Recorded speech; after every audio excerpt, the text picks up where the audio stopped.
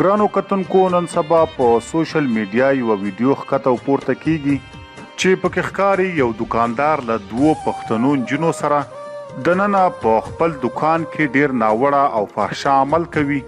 ملګرو، دا ډیره افسوسناکه او له درده ډکه ویډیو ده. دا ځکه چې له دې ویډیو سره د څو پښتنو کورنیو عزت خاورې شوی.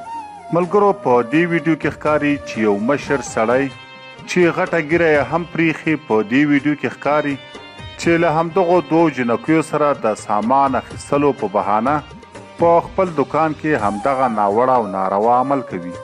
دوستانو، په پښتنه خاوره دا ډیر افسوسناک او غلط کار شوی دی او اوس داسې ویل کیږي چې د هغه جنکیو ورونو همدغه خپلې خویندې چې له دوکاندار سره یې همدا غلط کار کړی دی د بدنامي نه د ځان خلاصولو په خاطر وژلي دي او په سوشل میډیا د دوی وژل کېدو ته ډیر زیات غبرګونونه هم ښودل شوي دي او داسې هم ویل کیږي چې د دوی دغه ورونه په همغه دوکاندار پسې هم راغلي او هغه یې هم وژلی دی.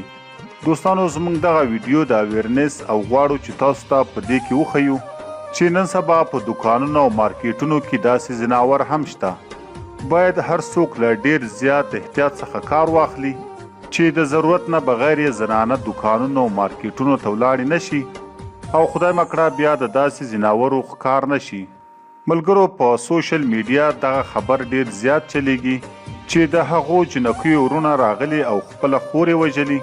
نو دا یې ډیر د افسوس کار کړی ځکه چې داسې نه و کول پکار، ځکه چې انسان دی او دغه جنکۍ هم نادانې وي او له دوی څخه داسې غلط کار شوی و. نو په دې ویډیو کې تر ټولو نه زیات قصوروار او ګناهګار همغه د غټې ګیرې والا شیخ دی چې له دوی سره په دوکه همدا ناروا او ناوړه عمل کړی دی.